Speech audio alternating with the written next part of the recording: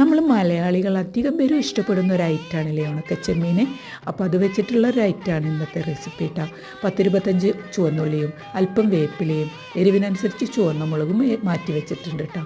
ഇനി ഒരു പാൻ സ്റ്റൗവിൽ വെച്ചിട്ട് വെളിച്ചെണ്ണ ഒഴിച്ച് കൊടുക്കാം. അതിലോട്ട് നമ്മൾ കഴുകി ക്ലീൻ ചെയ്ത് വെച്ച ഉണക്കച്ചെമ്മീൻ ചേർത്ത് കൊടുത്തിട്ട് ഒരു 10 മിനിറ്റ് നേരം ലോ ഫ്ലെയിമിൽ അതൊന്ന് വറുത്തെടുക്കണം കേട്ടോ. എന്നിട്ട് അതൊന്ന് മാറ്റി വെക്കാം.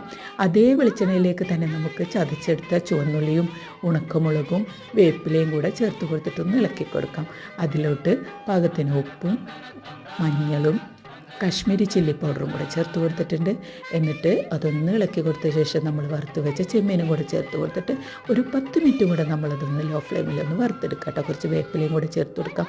നല്ലൊരു അടിപൊളി ആയിട്ടാണ് കേട്ടോ. ചോറിലോട്ട് ഇത് മാത്രം മതി കേട്ടോ. നല്ല ടേസ്റ്റിയാണ്.